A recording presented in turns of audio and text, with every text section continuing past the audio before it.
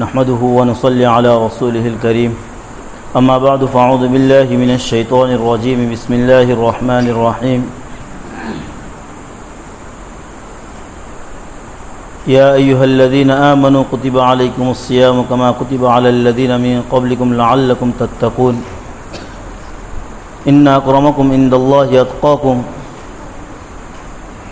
صدق الله العظيم وصدق رسوله النبي الكريم ونحن على ذلك لمن الشاهدين والشاكرين والحمد لله رب العالمين. محترم حضرات، اللہ رب العزت کا بہت ہی بڑا احسان ہے کہ اللہ نے اس کے فضل سے ہمیں مسلمان بنایا ہے. اللہ پاک کی بہت ساری نعمتیں ایسی ہے کہ جس کو اندر ہماری صلاحیتوں کو کوئی دخل نہیں ہے. جیسے کہ اللہ پاک نے ہمیں انسان بنایا، اللہ پاک نے ہمیں ایمان دیا، اللہ پاک نے پیارے آقا کی امت میں پیدا فرمایا، تو یہ ساری چیزیں اللہ پاک نے اس کے فضل سے عطا فرمائی. اور میرے عزیزو، اللہ پاک نے اس دنیا کا پورا نظام بنایا ہے. اس نظام بنانے کا مقصد ہی یہی ہے کہ اللہ پاک نے جب یہ چاہا کہ میرا تعارف ہو، میں پہچانا جاؤں، تو اس پہچاننے کے لیے اللہ پاک نے اس نظام کو قائم کیا ہے. اور وما خلقت الجن والانس الا لیعبدون کے اندر اللہ پاک نے مقصد انسانیت کو بیان فرمایا ہے کہ میں نے انسان و جنات کو محض اپنی عبادت کے لیے پیدا فرمایا. تو لیعبدون کی تفسیر میں اکثر مفسرین ان یعرفون لکھتے ہیں کہ میں اللہ کے معرفت حاصل ہو، اللہ کی پہچان حاصل ہو. اور پہچان ایک ایسی چیز ہوتی ہے کہ کسی چیز کی تفہیم یعنی پہچان اور کسی چیز کی سمجھ، اس کے بعد آدمی دھوکہ نہیں کھاتا ہے. جیسے کہ میں یہاں آیا ہوں اور مجھے معانہ کا تعارف ہے، معانہ کے مزاج سے، معانہ کی ہر چیز سے میں واقف ہوں. اب مجھے جب کبھی بھی معانہ کے متعلق کوئی بات پہنچے گی تو میں اس کے متعلق دھوکے میں نہیں پڑوں گا اور فوراً اس کا دفاع بھی کروں گا جب تک مجھ سے معلوم ہے کہ نہیں بھائی آدمی. جیسے کہ پیارے آقا جناب نبی کریم صلی اللہ علیہ وسلم نے تبوک کے موقع پر کسی صحابی کے متعلق پوچھا کہ وہ صحابی کہاں ہیں جن کا سورہ توبہ میں تینوں صحابی کا تذکرہ ہے. تو کسی قریب بیٹھنے والوں نے کہا کہ اللہ کے رسول، اس کے مال نے کی کثرت نے اسے روک لیا ہے. ایک صحابی فوراً بیٹھے ہوئے تھے، انہوں نے فوراً کہا اللہ کے رسول جتنا ہم جانتے ہیں وہ آدمی ایسا نہیں ہے، بھلا آدمی. فوراً اس کا دفاع کیا. تو اللہ کا تعارف حاصل ہو جانے کے بعد، اللہ کی معرفت حاصل ہو جانے کے بعد میرے عزیزو، ہمیں زندگی کے اندر جتنے اسباب دنیا سے جو چیز نظر آتی ہے اس میں دھوکہ نہیں ہوتا ہے. ورنہ پیارے آقا جناب نبی کریم صلی اللہ علیہ وسلم، تمام انبیاء علیہ الصلوۃ والسلام کو جب دنیا میں اللہ پاک نے بھیجا ہے تو اس بھیجنے کا مقصد ہی یہی تھا کہ بندوں کو میرا تعارف کرائے، بندوں کو میرے سے جوڑے. اس لیے صحابہ تمام انبیاء علیہ الصلوۃ والسلام کی ایک ہی آواز تھی، قولوا لا الہ الا اللہ تفلحوا. لا الہ الا اللہ کو کامیاب ہو جاؤ گے. لیکن کامیابی کس پر موقوف رہی کہ پیارے آقا جناب نبی کریم صلی اللہ علیہ وسلم جس وقت دنیا میں آئے، آج جو دور جس دور سے گزر رہے ہیں نا، آج کی دور اور آج کے لوگوں کا ایک ہی آواز ہے کہ وہ اسبابی دنیا سے لوگوں کو جوڑتے ہیں اور اسباب سے ہوتا ہوا نظر آتا ہے تو انسانی فطرت ہے کہ انسان اس طرف مائل ہوتا ہے. لیکن ایمان کا جو خاصہ ہے وہ ایمان بالغیب ہے. ہم نے جن چیزوں کو نہیں دیکھا ہے اس چیزوں کو دل کی زبان کی اقرار کے ساتھ ساتھ دل کی گہرائی سے اس کی تصدیق کرنا، اس کو ایمان کہا ہے. اقرار باللسان، تصدیق بالقلب کا نام ایمان ہے. تو اللہ پاک نے ہمیں ایمان دیا ہے، تو اس ایمان کا تقاضا یہ ہے کہ ہم اپنے رب کا تعارف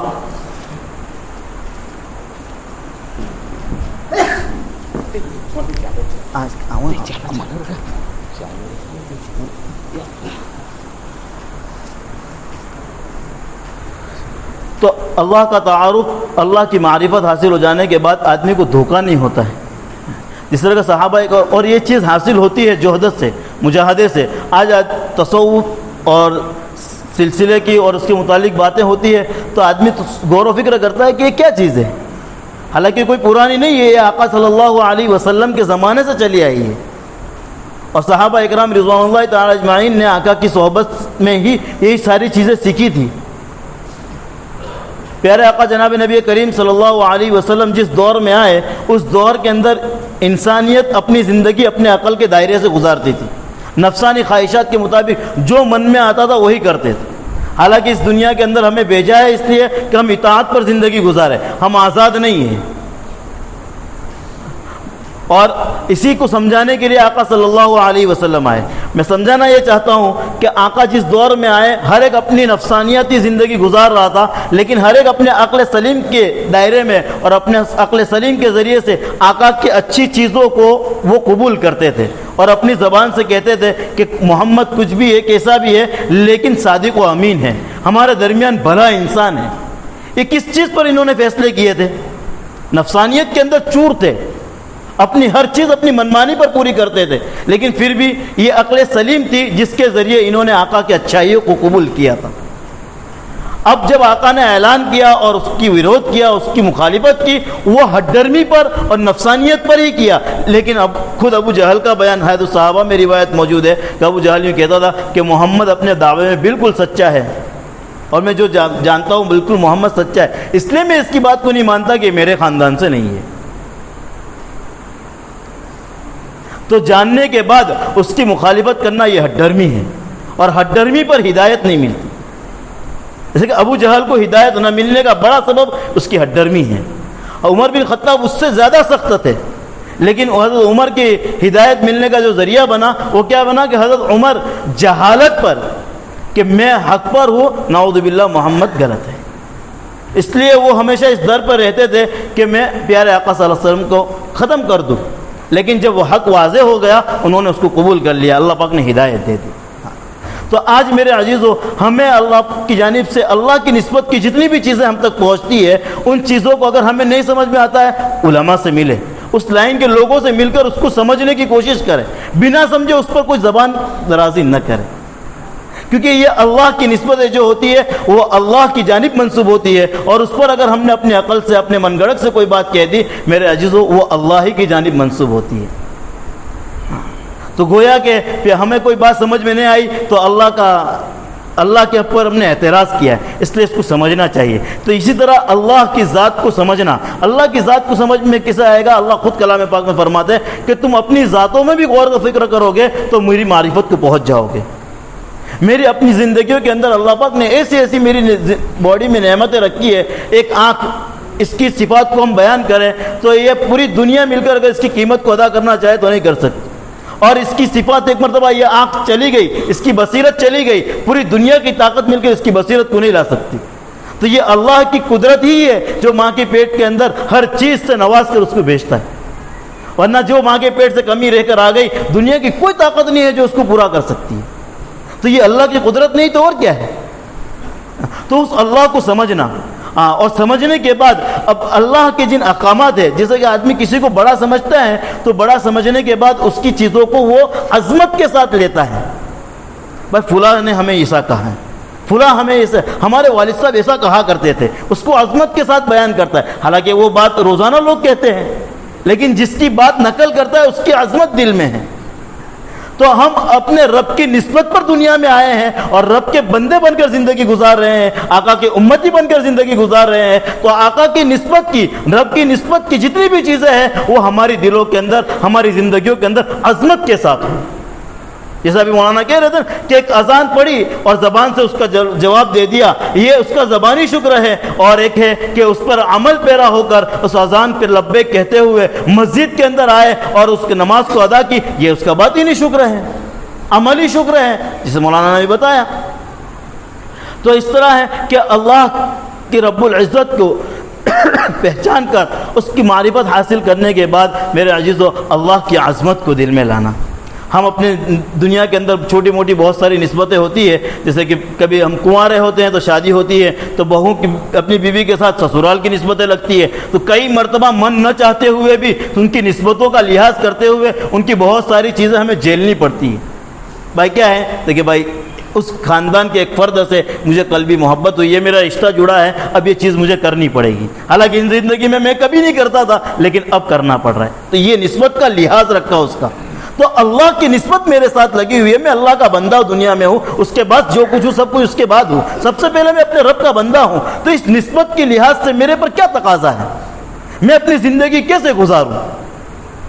اور میں پیارے آقا اللہ رب العزت نے صرف حکم ہی نہیں دے دیا بلکہ پورا نمونے کے لیے، پوری گائیڈ لائن کے لیے آقا کی پوری زندگی کو ہمارے لیے اسوہ بنایا ہے، نمونہ بنایا ہے پیارے آقا صلی اللہ علیہ وسلم کی پوری سیرت کے اندر کوئی گوشہ ایسا نہیں ہے، کوئی موقع ایسا نہیں ہے جن کا اور ہماری زندگیوں سے کوئی میل نہ کھاتا ہو۔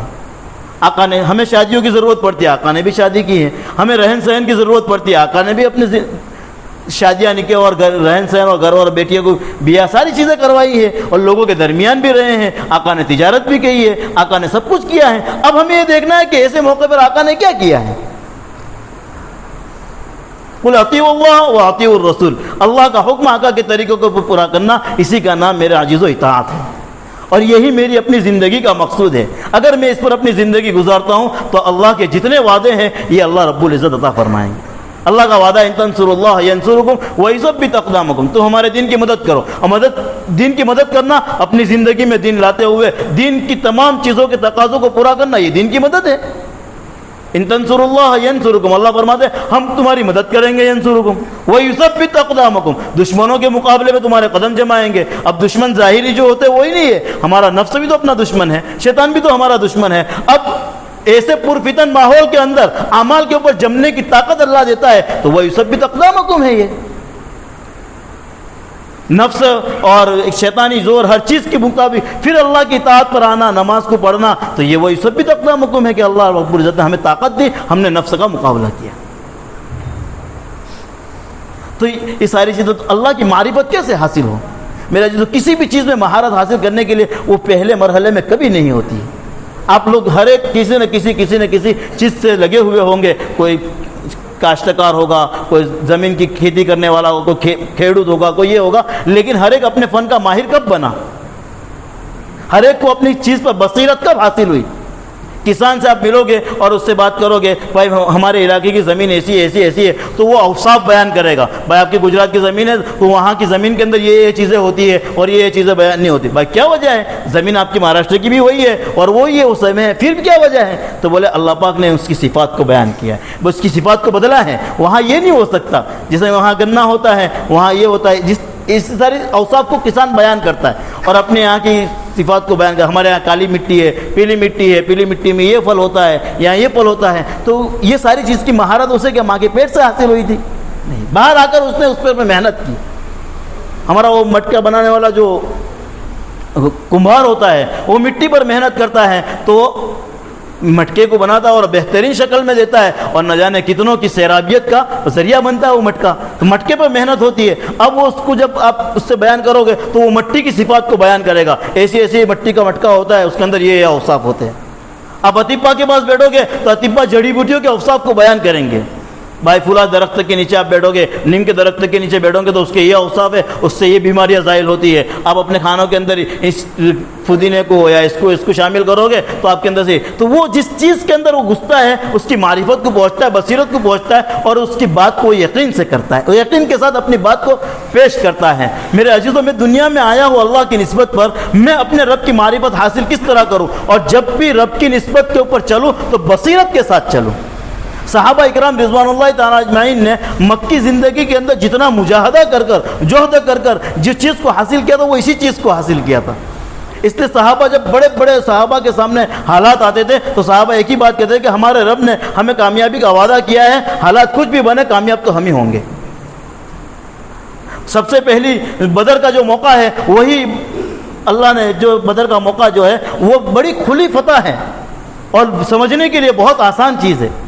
اسی طرح فتح مکہ، صلح حدیبیہ کا جو نقشہ تھا وہ صحابہ اکرام رضوان اللہ تعالیٰ اجمعین کی نظروں میں بھی ایسا تھا کہ دب کر صلح ہو رہی ہے، نقشہ کچھ اور نظر آ رہا ہے، قرآن کچھ اور کہہ رہا ہے، انا فتحنا لک فتحا مبینا کہہ رہا ہے، اور دب کر صلح ہو رہی ہے۔ لیکن وہ فتح واضح کب ہوئی؟ وہ 2 سال کے بعد جب فتح مکہ ہوا تو صحابہ کو سمجھ میں آ گیا کہ یہ فتح یہ تھی۔ میرے عزیزو، ہمیں کامیاب اللہ پاک نے کامیاب کرنے کا ہمیں فیصلہ کیا ہے، لیکن کامیابی کی شرائط یہ لگائی ہے ہمیں اللہ کا حکم آقا کے طریقوں پر پورا کرنا ہے۔ اب اللہ کی معرفت، اللہ کے حکموں کی عظمت کس چیز سے آئے گی؟ اس کی وجہ یہ ہے کہ میرے عزیزو، جس طرح کسی چیز کے پاس، کسی ماہرین کے پاس بیٹھ کر کسی چیز کو سیکھا جاتا ہے، تو اسی طرح اللہ پاک نے سلسلہ چلایا کہ پیارے آقا جناب نبی کریم صلی اللہ علیہ وسلم کی صحبت میں بیٹھ کر صحابہ نے دین کی سمجھ کو اور دین کی تفہیم کو اور دین کے تقاضوں کو سمجھا تھا۔ اس لیے اللہ رب العزت کے قرآن میں فرماتے ہیں کہ میں کسی بندوں کو نوازنا چاہتا ہوں تو نوازنے کے بعد جو نعمت دیتے ہیں وہ پہلی نعمت یہ دیتے ہیں یفقہہ فی الدین، دین کی سمجھ دیتے ہیں، دین کی سمجھ دیتے ہیں۔ تو ہمیں اپنے رب کو پہچاننا ہے، وہ پہچاننے کے لیے معرفت والے جو حضرات ہیں جنہوں نے رب کو پہچانا ہے ان کی صحبت میں بیٹھنا۔ انبیاء علیہ الصلوۃ والسلام کی صحبت میں بیٹھ کر صحابہ، پیارے آقا کی صحبت میں بیٹھ کر صحابہ نے اللہ کو سمجھا تھا، اللہ کو سمجھا، اور صحابہ کے جو درجات بھی ہوئے وہ درجات بھی معرفت کی لحاظ سے ہوئے ہیں، قرآن نے اس کو پورا بیان کیا ہے۔ تو آج اور یہ سلسلہ چلا آ رہا ہے، ہر زمانے کے اندر اللہ پاک نے امت کی اصلاح کے اسباب ضرور پیدا فرمائے ہیں جس کے ذریعے امت کے اندر اللہ کی معرفت، اللہ کا دین اور اللہ کے دین کی اشاعت ہوتی رہے۔ یہ ہر زمانے میں رہا ہے، کسی زمانے میں مدارس کی شکل میں، کسی زمانے میں خانقاہوں کی شکل میں، کسی زمانے میں دعوت و تبلیغ کی شکل میں، کسی زمانے میں تینوں سے وہ ایک ساتھ عروج پر رہے ہیں۔ لیکن یہ بات ضرور ہے کہ ان حضرات نے، ان کے ذریعے اللہ پاک نے دین کی اشاعت فرمائی تو اللہ کی معرفت حاصل ہو۔ تو نسبت جو ہوتی ہے اللہ کے ساتھ، نسبت کیسے قائم ہوگی؟ جیسا کہ ہم نے ایک دوست سے ملاقات کی اور پہلی ملاقات میں ہمیں اس سے نسبت حاصل نہیں ہوتی، اس کے بار بار آرا جانا، اس کی کیا بولتے تقاضوں کو پورا کرنا۔ اس نے بولا بھائی میں رات میں 12 بجے فارغ ہوتا ہوں یا 10 بجے فارغ ہوتا ہوں کام کاج سے، اب اس سے قلبی محبت ہوئی ہے، تھوڑا سا لگا ہوا ہے تو 10 بجے فون کرتا ہے بھائی فری ہے چلو چائے پینے جاتے ہیں۔ تو یہ 2 4 5 10 مرتبہ کی چائے جو ہے نا اس کے دل کے اندر محبت کو پیدا کرتی ہے۔ پھر وہ اور اس کی تفہیم میں سمجھ میں آتا ہے کہ میرے دوست کو کیا کیا کیا چاہیے، تو پھر اس کے بعد وہ اس کی معرفت کو پہنچتا ہے، اور جب معرفت کو پہنچتا ہے تو جب کبھی کوئی حالات آتے ہیں نا تو وہ کیا کرتا ہے، سگے بھائی کو چھوڑتا ہے، سب کچھ اپنے دوست کو فون کرتا ہے۔ کیوں کہ اتنے دین کی صحبت کے ساتھ اس کو اس بات کا یقین پیدا ہوا ہے کہ میری مصیبت میں کوئی ہاتھ بٹا سکتا ہے تو میرا دوست بتا سکتا ہے۔ تو میں اپنی زندگی میں آیا ہوں، میں دنیا میں آیا ہوں تو دنیا کے اندر رب کی نسبت پر زندگی گزار رہا ہوں۔ میرے عزیزوں، میرے اپنے رب کے ساتھ اتنا گہرا تعلق ہو کہ مجھے ہر چیز پر، ہر موڑ پر، ہر شعبے کے اندر، ہر جگہ پر یہ سمجھ میں آئے کہ میرا رب ہی میرے لیے سب کچھ ہے۔ آپ ایک کتاب ہے آصف تھانوی علیہ رحمہ کی، آپ پریشان کیوں ہو؟ پریشان تو وہ ہو جس کا رب نہ ہو۔ حضرت کی کتاب کا یہ مضمون، یہ نام ہے، ورنہ ہم تو اللہ کا فضل ہے کہ ہمارا تو رب ہے، ہم پریشان کیوں ہیں؟ وجہ یہی ہے کہ ہم نے اپنے رشتوں کو مضبوط نہیں کیا ہے، اور اس رشتے کو مضبوط کرنے کا نام ہی نسبت ہے۔ اب یہ مضبوط کیسے ہوگا؟ تو اس لیے اہل اللہ بتاتے ہیں کہ روزانہ کے جو اوراد وظائف جو ذکر کہتے ہیں، یہ روزانہ بار بار اللہ اللہ، تو پہلے دن سے وہ دھیان نہیں ہوتا ہے کہ پہلے دن اس نے ضرب لگائی لا الہ الا اللہ، اور اس کے دل و دماغ کے اندر یہ سارا چیز آ گیا کہ ہر چیز سے دنیا کو پشے پشت ڈال کر الا اللہ کی ضرب، اللہ کی عظمت کے ساتھ میرے دل پر پڑ رہا ہوں، اور سب کچھ کرنے والی ذات اللہ ہی کی ہے اس عظمت۔ یہ نہیں، یہ کئی مہینوں کی محنت کے بعد یہ خیال اور یہ تصورات، یہ ساری چیزیں پیدا ہوتی ہے، اور وہ ہوتے ہوتے ہوتے وہ نسبت پر پہنچتا ہے۔ تو اس کے لیے ہمارے مشائخوں نے تو اتنی محنت کی ہے میرے عزیزوں، جیسے کہ رشید احمد گنگوہی علیہ رحمہ کے حالات میں لکھا ہے کہ مولانا اللہ کا ذکر اتنا کیا کرتے تھے کہ اس انگلیوں کے اوپر تسبیح کی وجہ سے یہ انگلیوں کے پوروے یہ ہو گئے تھے، اتنے اللہ کا ذکر۔ حضرت کو کسی نے آخری زمانے میں پوچھا حضرت کتنا ذکر ہوتا ہے، تو کہا کہ قوا کمزور ہو گئے ہیں، ضعیف ہو گیا ہوں، 1.25 لاکھ مرتبہ اللہ کا ذکر کر لیں۔ تو جب قوا مضبوط ہوگا اس وقت کیا کرتے ہوں گے؟ گنگوں کے اندر ایک اور بزرگ گزرے، مفتی عبدالقدوس صاحب گنگوہی رحمۃ اللہ علیہ، وہ کئی سال تک عشاء کی نماز کے بعد سے ذکر کرتے تھے فجر کی اذان تک۔ ایک لطف ملتا ہے، آپ خود بھی کبھی غور و فکر کرو گے نا میرے عزیزو، جس سے نسبت ہوتی ہے۔ گھر میں اپنے سگے بیٹے ہوتے ہیں، لیکن چھوٹا سا پوتا ہوتا ہے نا، تو پوتے کا دادا پوتے کے تعارف بیان کرتا ہے، یہ میرا بچہ ہے نا بہت اچھا ہے، یہ کیوں بیان کرتا ہے؟ کہ اس سے قلبی محبت ہے، اس کا اوصاف، اس کا نام لینے میں، اس کا تذکرہ کرنے میں اس کو مزہ آتا ہے۔ تو ہم اللہ اللہ اللہ اللہ اللہ کہتے رہیں گے، اللہ کا تعارف، اللہ کی عظمت، اللہ کی اس کو بیان کرتے رہیں گے، اب ہمیں بھی اللہ کہنے میں مزہ آئے گا، لطف آئے گا۔ اور یہ مزاحی کا نام ایمانی کیفیت بیان کیا ہے۔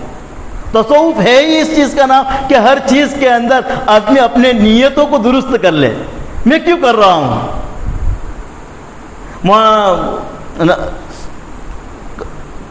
خان صاحب، مسیح اللہ خان صاحب رحمۃ اللہ علیہ جب حضرت شیخ زکریا علیہ رحمہ کے پاس پہنچے اور کہنا کہ میں رائے پور جا رہا ہوں، آپ کو ایک سوال دے کر جا رہا ہوں، وہ سوال کا جواب ڈھونڈ کر رکھنا۔ بولے کیا ہے؟ تو بولے تصوف کس چیز کا نام ہے، سلوک کس چیز کا نام ہے، اس کو تلاش کر کریں. بولے جواب ساتھ ہی لیتے جاؤ. بولے کیا ہے؟ بولے تصحیح نیت کا نام تصوف ہے. اپنی نیتوں کو درست کرتے رہنا. میں کیوں کر رہا ہوں یہ کام، کس کے لیے ہو رہا ہے، کیوں ہوا ہے. اور اللہ کے رسول صلی اللہ علیہ وسلم کی حدیث بھی ہے کہ صفت استحسان پیدا ہو، میرے ہر کام کے اندر اس بات کا دھیان پیدا ہو کہ میں یہ کر کیوں رہا ہوں. اللہ کے ہاں میرے عزیزو جو اعمال قبول ہوتے ہیں وہ وہی عمل قبول ہوتا ہے جو اللہ ہی کے لیے ہوتا ہے، جس میں اخلاص ہوتا ہے. ورنہ حدیث شریف ہے کہ جس عمل کے اندر ذرہ برابر ریا شامل ہوتی ہے، اللہ اس کام کو اس ریا کے ساتھ جو اس کا شریک ہوتا ہے اس کے حوالے کر دیتے ہیں. یعنی ذرہ برابر آمیزش کو اللہ قبول نہیں کرتے. تو اخلاص کس چیز سے پیدا ہوگا کہ بار بار میری اپنی نیتوں پر دھیان ہو، میں کیوں کر رہا ہوں، کیوں ہو رہا ہے. اور اگر آخر میں یہ نتیجہ ہے کہ میرا پورا جد و جہد، پوری کوشش اللہ کی رضا کے لیے ہوئی ہے، تو اس پر اللہ کا شکر ادا کریں. اللہ تیرا شکر. اور میرے عزیزو میری اپنی زندگی جو اللہ کے یہاں مقبول و محبوب ہوگی، آقا کے طریقے پر ہوگی کہ میری ہر چیز آقا کے طریقے پر. کامل آدمی، کامل شیخ کا جو تعارف کروایا، اس میں کامل شیخ کی جو تعریف کی ہے وہ یہی کی ہے کہ اس کا ظاہر اور اس کا باطن، یعنی اس کی ظاہری زندگی بھی اور اس کی تنہائیوں کی اور خلوت کی ہر زندگی آقا کے طریقے پر ہو، سنت والی زندگی ہو. تو سنت کے اوپر اللہ کے یہاں سے اجر قائم جو ہوگا، وہ جزا جو ملتی ہے وہ آقا کے طریقوں پر زندگی گزارنے سے ملے گی. تو اپنی زندگی کے اندر ہم آقا کا طریقہ داخل کریں. ہاں پیارے آقا جناب نبی کہ ہمیں کھانا تو ہے ہی ہے، ضرورت ہے میری اپنی زندگی کی، لیکن یہی کھانا اگر میں نے سنت کے ساتھ سنت طریقے پر دعا پڑھ کر کھایا تو یہ کھانا عبادت ہے. مجھے بیت الخلا تو کرنا ہی کرنا ہے، تو قضاء حاجت کے لیے جانا اس کے بنا چھٹکارا ہی نہیں ہے، لیکن آقا کے طریقے پر چلا گیا، دعا پڑھ کر چلا گیا، تو میرے عزیزو یہ قضاء حاجت میرے لیے عبادت ہے. مجھے مسجد میں آنا ہی ہے لیکن آقا کے طریقے پر آتا ہوں تو یہ سنتوں سے نسبت حاصل ہو. پیارے آقا صلی اللہ علیہ وسلم سے محبت پیدا ہوگی. اور آقا کی محبت اتنی بڑی چیز ہے، قرآن میں اللہ فرماتے ہیں یحببکم اللہ، کہ جو آقا کے طریقوں پر زندگی گزارتا ہے، میرے محبوب کے طریقوں پر زندگی گزارتا ہے، اس کو محبت کا اعلان کرنے کی ضرورت نہیں ہے. میں اس سے محبت کرتا ہوں، اس کا میں خود اعلان کرتا ہوں. قل ان کنتم تحبون اللہ فاتبعونی یحببکم اللہ. اللہ فرماتا تو اللہ کی محبت ہمیں حاصل ہوگی. اس کا آسان طریقہ یہ ہے کہ میں آقا کی طریق کو میری اپنی زندگی میں لے آؤں. آج ہمیں خدشہ اور خوف یہ لاحق ہوتا ہے کہ اگر میں سنتی طریقے پہ اختیار کروں گا تو لوگ مجھے کیا کہیں گے. اور میرے عزیزو لوگوں کا تو کہنا ہی، اور پیارے آقا جناب نبی کریم صلی اللہ علیہ وسلم سے مقبول و محبوب ترین ہستی دنیا میں کوئی نہیں گزری ہے، لیکن آقا کو بھی کسی نے تو تانو متا یہ تو کرتے ہی رہیں گے. لیکن مجھے یہ دیکھنا ہے کہ میں اپنے رب کے دربار میں پیش ہوں تو مجھے کس طرح پیش ہونا ہے، اللہ کو کیا محبوب ہے، تو میں اس کے اوپر اپنی زندگی گزاروں. صحابہ اکرام رضوان اللہ تعالی علیہم اجمعین میرے عزیزو، ان کے سامنے جب بھی کوئی صحابہ کی بڑی صفات قرآن نے بیان کی ہے، لومۃ لائم، کسی کی ملامت کی پرواہ نہیں کرتے تھے. اللہ کا حکم ہے، ٹھیک ہے دنیا جو کچھ بھی کہے کرے، میں وہی کروں گا جو اللہ کا حکم ہے، آقا کا طریقہ ہے. لومۃ لائم، کسی کی خوف کی ملامت کی پرواہ نہیں کرتے. آج ہم شیطان و نفس ہمیں کیا ہے اس بات کے دھوکے میں رکھتا ہے کہ لوگ کیا کہیں گے، یہ فلاں یہ کہے گا، فلاں یہ کہے گا، فلاں. لیکن میرے عزیزو اللہ پاک نے عزت و ذلت اپنے قبضے میں رکھی ہے. اس کو کسی کو یہ نہیں دیا. اللہ جس کو چاہتا ہے اس کو عزت دیتا ہے. دنیا کی کوئی طاقت یہ نہیں کہ اس کو ذلیل کر دے.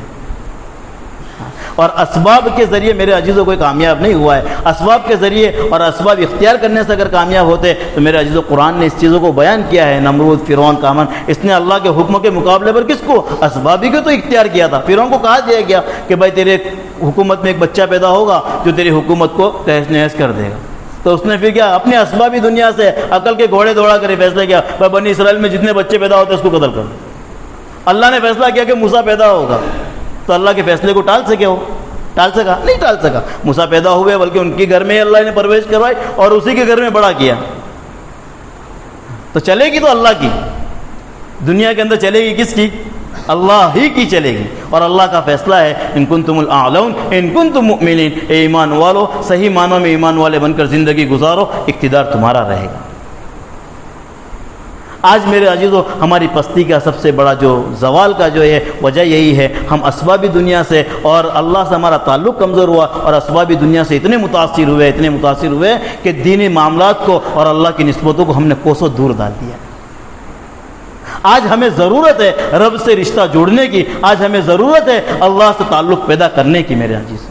ہماری رات بھر اپنی نفسانیت پر لوگوں کے ساتھ، دوستوں احباب کے ساتھ گزر جاتی ہے، لیکن میرے عزیزو اپنی زندگی کا ایک لمحہ ہم سوچ کر بیٹھے کہ کبھی کوئی رات اللہ کی نسبت پر ہماری گزری ہے؟ اور جن حضرات نے اپنی ہر خواہش کو اللہ کی نسبت پر گزارا، اپنی راتوں کو اللہ کی نسبت پر قربان کیا، اپنی ہر خواہش کو اللہ کی نسبت پر قربان کیا، میرے عزیزو اللہ پاک نے ان کی باتوں کو چلایا ہے، اللہ پاک نے ان کے ذریعے دنیا کے اندر خیر کو وجود دیا ہے۔ اور یہ چیز ہوگی کس چیز سے؟ ہمیں وجود ہے، اللہ پاک کا فیصلہ ہے، اللہ پاک کا ضابطہ ہے، جاہدوا فینا لنہدینہم سبلنا، کہ جو ہمارے جانب آنے میں جد و جہد و کوشش کرتا ہے ہم اس کے لیے ہدایت کی راہیں کھول دیتے ہیں۔ سبیل بھی نہیں کہا، سبلنا کہا، راہیں کھول دیتے ہیں۔ اور اللہ اس معاملے میں اتنے نقطہ نواز اور اتنے محبت کرنے والے ہیں کہ اللہ قرآن میں بہت ساری جگہ پر پیارے انداز میں کہتے ہیں افحسبتم انما خلقناکم عبثا، او پیارو تمہیں کیا ہو گیا ہے؟ تمہارا یہ گمان ہے کہ میں نے تم کو بیکار پیدا کیا ہے؟ ایک جگہ فرماتے ہیں یا ایھا الانسان ما غرک بربک الکریم، اے انسان تجھے کس چیز نے دھوکے میں ڈال رکھا ہے؟ تو اپنے کریم رب سے کیوں دھوکے میں پڑا ہوا ہے؟ یہ سب محبت بھرے جملے کس چیز کے؟ ورنہ اللہ قادر مطلق تھا میرے عزیزو کہ میں گناہ کرتا اور میرا اللہ فوراً فرشتے کے ذریعے میرے سر پہ ہتھوڑا مروا دیتا، اللہ قادر، لیکن کیوں ڈھیل دی؟ اللہ ہم سے محبت کرتے ہیں میرے جب بھی اس کا تقابل آتا ہے تو اللہ رب العزت نے ہمیشہ ڈھیل کو اختیار کیا ہے۔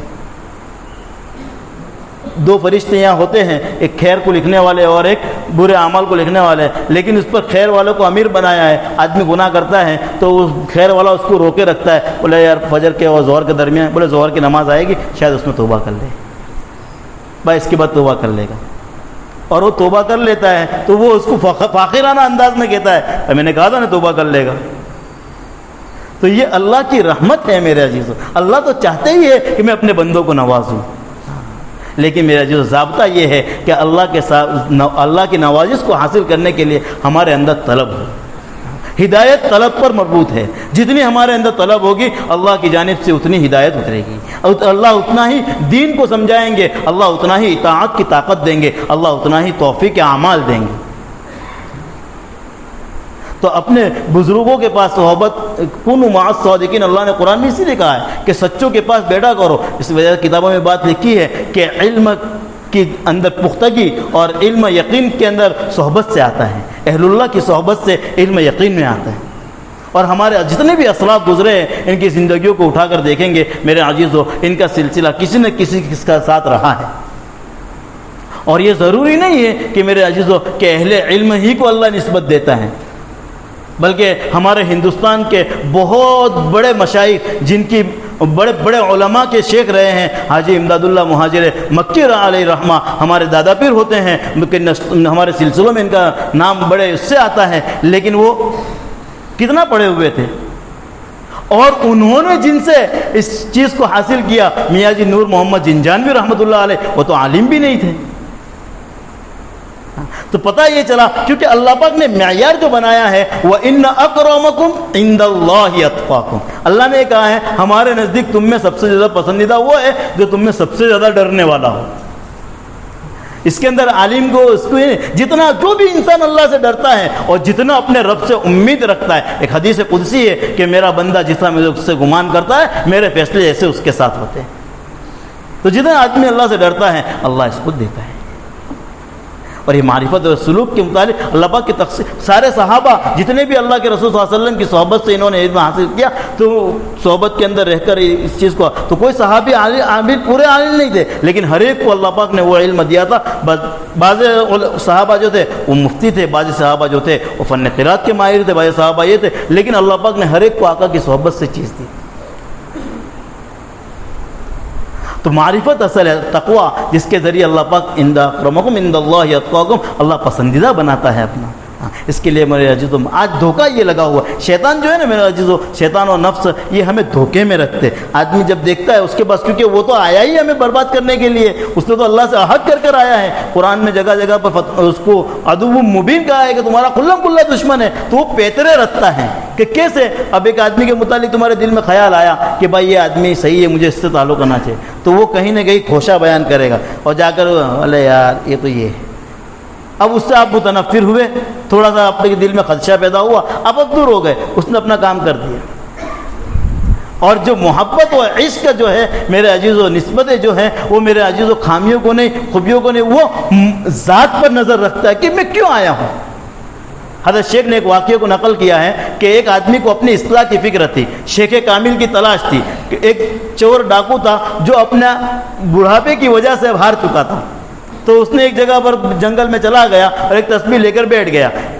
تو لوگ اس کے پاس آنے لگے، حالانکہ وہ کوئی شیخ نہیں، کسی سے صحبت نہیں، کچھ بھی نہیں، لیکن مسلمان ہے. تو مسلمان کو بچپن ہی سے اللہ کا نام اس کے کانوں میں پڑتا ہے، گھروں میں سنتا ہے، تو اس کو پتا تھا کہ سبحان اللہ الحمدللہ یہ ذکر اذکار ہیں. تو وہ لے کر تسبیح لے کر بیٹھ گیا. بہت سارے ان کے پاس آتے تھے اللہ کی نسبت پر، چاہے وہ آدمی کوئی بھی بیٹا ہے لیکن آنے والا اللہ کی نسبت پر آتا تھا. اللہ اس کی نیتوں کی وجہ سے، اس کی وجہ سے اس کی لاج رکھتے تھے، اللہ اس کا کام کر دیتے. ایک آدمی آیا، بولے یار آپ بہت نیک ہو، مجھے آپ سے بیعت ہونا ہے.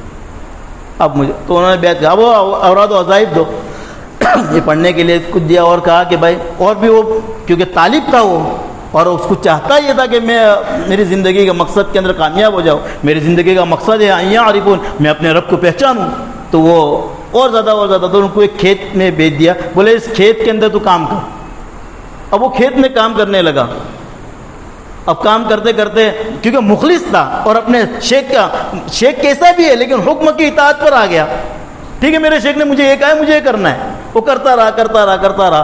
ایک وقت ایسا آیا کہ اللہ کے بہت سارے مقربین بندے ہوتے ہیں اور اللہ کا ایک باطنی نظام ہوتا ہے جس کو قرآن میں اللہ پاک نے بیان کیا ہے. موسیٰ علیہ نبی علیہ الصلوۃ والسلام اور حضرت خضر کے واقعے کے اندر کہ حضرت خضر علیہ الصلوۃ والسلام کے ساتھ موسیٰ کا سفر کروایا اور ایک تکوینی نظام اور باطنی نظام سمجھانا تھا موسیٰ علیہ الصلوۃ والسلام. کیونکہ تشریعات تمام انبیاء علیہ الصلوۃ والسلام تشریعات کو لے کر آئے تھے اور تشریعات جو ہوتی ہے وہ ظاہری ہر اعمال سے ڈیپینڈ کرتی ہے. جیسے کہ منصور علیہ الرحمن نے ان الحق کا دعویٰ کیا، وقت کے علماء نے فتویٰ دیا کہ انہیں قتل کر دو، یہ مرتد ہو چکے ہیں. حالانکہ بعد میں ان کے قتل کے بعد لوگ تو بولے ہم ظاہر کے مکلف، ہم نے ظاہر پر فتویٰ دیا ہے، باطن جو ہے وہ اللہ کے فیصلے پر. تو اس طرح شریعت جو ہوتی ہے وہ ظاہر پر ڈیپینڈ کرتی ہے. ظاہر کے تو انہوں نے اپنی نیت کے ساتھ وہ شیخ کے اس پر کام کرا. تو اللہ کے مقربین بندوں میں سے ایک بندے کا انتقال ہوا. اب ضرورت پڑی کہ یہاں کسی مقرب کو لایا جائے. تو کسی نے رائے دی کہ بھائی وہ کھیت میں جو کام کر رہے ہیں نا وہ مخلص ہے اور اللہ کی معرفت اور اللہ تک پہنچنے کے اندر اس کے اندر ایک کڑن ہے اور یہ چاہتا ہی ہے کہ میں اپنے رب کی معرفت کو پہنچوں. گویا کہ اس کو لا کے بٹھا دیا. اب وہ اللہ پاک نے اس کو، کیونکہ اللہ پاک ذالک فضل اللہ یؤتیہ من یشاء، اللہ کبھی مجاہدے سے بھی کوئی چیز دیتے ہیں اور اللہ کبھی اپنے فضل سے بھی دیتے ہیں. اللہ مختار کل ہے، جو چاہے وہ کرے. اس میں کسی کو کوئی اتھارٹی نہیں ہے کہ اللہ پر اعتراض کرے کہ اس کو کیوں ایسا کیا. بہت سارے صحابہ کو بڑی مشقتوں کے بعد ایمان سمجھایا ہے اور بہت ساروں کو ایک ہی صحبت میں ایمان دے دیا ہے. بہت سارے مشائخ کو بڑے جوہد اور قربانیوں کے بعد اللہ پاک نے اس چیز کو سمجھایا ہے. اور رشید احمد گنگوہی کو ایک ہی رات میں اللہ پاک نے خلافت دلوائی ہے، ایک ہی رات میں تصوف سمجھایا ہے. تو یہ اللہ کا ذالک فضل اللہ یؤتیہ من یشاء، اس معاملے میں اللہ جس کو چاہے اس پر کوئی یہ نہیں کر سکتا ہے. تو اللہ پاک نے انہیں نواز دیا. اب وہ میں بتانا یہ چاہتا ہوں کہ انہوں نے جس سے اپنا ربط قائم کیا تھا وہ چاہے اپنی زبان میں فراڈ آدمی تھا، صحیح آدمی نہیں تھا، لیکن وہ اپنی سچی طرف لے کر اس کے پاس گیا تھا. اللہ پاک نے جاہدوا فینا لنہدینہم سبلنا، اس کی ہدایت کا راستہ ہموار کر دیا. ٹھیک ہے، تو جس کے پاس گیا ہے اس نے وہ چاہے فراڈ ہے لیکن تو جس نسبت پر اور جس راستے پر جانے کے لیے تو نے کوشش کی ہے میں تیرے لیے ہدایت کی راہ کھول دوں گا. اب اس کو اللہ پاک نے ہدایت دے دی اور اللہ پاک نے اپنے مقربین بندوں میں شامل کر دیا. اب اللہ پاک کے مقرب بندے تو تفہیمات، اللہ کی معرفت، اللہ کی تعریف، اللہ کی ہر چیز سمجھ میں آنے لگی. اب وہ مراقبے میں یا اس کے ذریعے دیکھنے لگے تو ان کے شیخ کہیں نظر نہیں آتے. تو وہ ایک دن آئے کہ شیخ گستاخی معاف ہو، میں نے بہت اہل اللہ کے حلقوں میں اس میں آپ کو تلاش کرنا چاہا لیکن آپ کو بہت اونچے مقام پر ہو کہ آپ تک ہماری رسائی نہیں ہے. تو وہ شیخ رو پڑا اور کہنے لگا کہ بھائی میں تو کچھ نہیں ہوں، میں تو ایک ڈاکو تھا، اب میرے کنواں کمزور ہو گئے، اب میرے ہمت نہیں رہی، تو میں نے اس لیے کو تاکہ روزی روٹی چلتی رہے کھانے پینے کا، اس لیے میں نے اب تو دعا کر کہ میرا بیڑا پار ہو جائے۔ میں یہ سمجھانا چاہتا ہوں کہ آدمی کیسا بھی ہو لیکن تم رب کی نسبت پر مخلص بن کر گئے ہو، اللہ پاک ہدایت کی راہ کو کھول دے گا۔ ہمیں رب پر نظام، شیطان ہمیں یہی دھوکے میں رکھتا ہے کہ یہ ایسا ہے، یہ ایسا ہے۔ پیارے آقا جناب نبی کریم صلی اللہ علیہ وسلم کی صحبت میں منافق بھی بیٹھتے تھے، صحابہ بھی بیٹھتے تھے، لیکن منافق کی صفات کو اللہ پاک نے قرآن میں بیان کیا ہے، یخادعون اللہ وہو خادعهم، کہ وہ بیٹھتے تھے اور اپنے آپ کو مسلمان بیان کرتے تھے۔ وَإِذَا لَقُوا الَّذِينَ آمَنُوا قَالُوا آمَنَّا وَإِذَا خَلَوْا إِلَىٰ شَيَاطِينِهِمْ قَالُوا إِنَّا مَعَكُمْ إِنَّمَا نَحْنُ مُسْتَهْزِئُونَ، ہم تو ایمان لائے جیسے لوگ ایمان لاتے ہیں، اور جب ان کے سرکسوں کے پاس، ان کے لیڈروں کے پاس، ان کے پاس جا کر بیٹھے تھے تو بولتے تھے ہم تو ان کے پاس اس لیے بیٹھتے کہ ان کی مذاق اڑائیں۔ تو اللہ قرآن میں بیان کرتا ہے اللہ یستہزئ بہم ویمدہم فی طغیانہم، یہ کہ اللہ کے نبی کے اور صحابہ کی کیا مذاق اڑائیں گے، اللہ ہی ان کی مذاق اڑاتا ہے اور ان کو دور کی گمراہی میں ڈال دیتا ہے۔ ایک نفاق تو پیارے آقا کی صحبت میں ہے لیکن دل کا جو نیتیں ہیں وہ درست نہیں ہیں، تو آقا کی صحبت میں بیٹھ کر بھی اللہ پاک نے ہدایت، اور ایک آدمی دل کی صحیح نیت کے ساتھ فراڈ آدمی کے پاس جا کر بیٹھتا ہے تو بھی اللہ پاک اس کی ہدایت کی راہ کھول دیتے ہیں۔ تو میرے عزیزو، شیطان ہم اس بات میں دھوکے میں رکھتا ہے کہ یہ تو آدمی فلاں آدمی تو ایسا ہے، عالم نہیں ہے، یا یہ ہے۔ میرے عزیزو، اگر تمہارے دل کے اندر سمجھ میں آتا ہے اور ہمارے دلوں میں بات آتی ہے، میں یہی نہیں کہ ہمارے شیخ آپ کو جہاں کہیں آپ کی نسبت لگتی ہو، جہاں آپ کی عقیدت ہوتی ہو، آپ کو یہ لگتا ہے کہ اس کے ذریعے میری عقیدت بنتی ہے، وہاں جڑو، اپنے رشتے کو قائم کرو اور بیت کے تعلق کو قائم کرو۔ کونوا مع الصادقین، اللہ نے قرآن میں حکم دیا ہے کہ سچوں کے پاس بیٹھو۔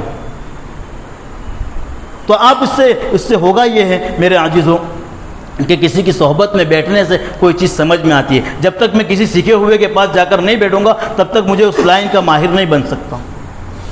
ابھی ہمارے قریب کے اندر میں مہارت پر ایک واقعہ سمجھاتا ہوں، دنیاوی مہارت پر۔ ایک حافظ صاحب ہے، وہ کپڑے کے بڑے کاروباری آدمی ہیں، دھاگے کو پکڑ کر کہتے کہ کاٹن ہے، پولیسٹر ہے، اس میں کتنے دھاگے، کتنے تانے پولیسٹر کے ملے ہوئے، کتنے دھاگے۔ ایک مرتبہ ایک بڑی جگہ پر بہت بڑا مال لوٹ آ گیا تو انہوں نے بڑے بڑے انجینئروں کو بلایا، وہ اپنی مشین گیری لگا رہے ہیں اور دھاگوں کے متعلق، ہر دھاگے کے متعلق نوٹ کر رہے ہیں کہ یہ وہ حافظ صاحب کسی وجہ سے وہاں پہنچ گئے، بہت چلتے پھرتے قرآن پڑھتے رہتے، وہ پہنچ گئے تو بولے بھائی کیوں آیا ہے؟ تو بولے میرا بڑا باقی ہے، وہ ٹیمپو چلاتے۔ بولے کیا ہوا ہے؟ بہت سارے لوگ آئے ہیں۔ بولے یار یہ مال آ گیا ہے لیکن مال ایسا لگتا ہے کہ دھوکہ ہو گیا ہے مال میں، اس لیے میں نے ان کو بلایا ہے تاکہ دھاگے کی شناخت ہو جائے۔ تو انہوں نے دھاگے کو پکڑا تو بولے یہ اتنے جو ہے نا تن، اس کے اندر 2 آنے پولیسٹر ہے، باقی کاٹن ہے اس میں۔ تو وہ انجینئر اور سارے مشین کے آلات والے ان کا منہ دیکھ رہے اور ان کی بات ماننے کے لیے تیار بھی نہیں۔ تو انہوں نے بولا بھائی ٹھیک ہے آپ اسباب سے، لیکن میں اپنے تجربے کی روشنی میں کہتا ہوں، میں ثابت کر دوں گا کہ یہ دھاگا اتنے میں، یہ دھاگا اتنے میں۔ اب انہوں نے ماچس کی سلی سلگائی اور دھاگے کو جلایا، جلا کر سمجھایا دیکھ اس میں نے کہا تھا اتنا پولیسٹر ہے، دھاگا جلتے ہی وہ کاٹن الگ ہو گیا، وہ الگ ہو گیا۔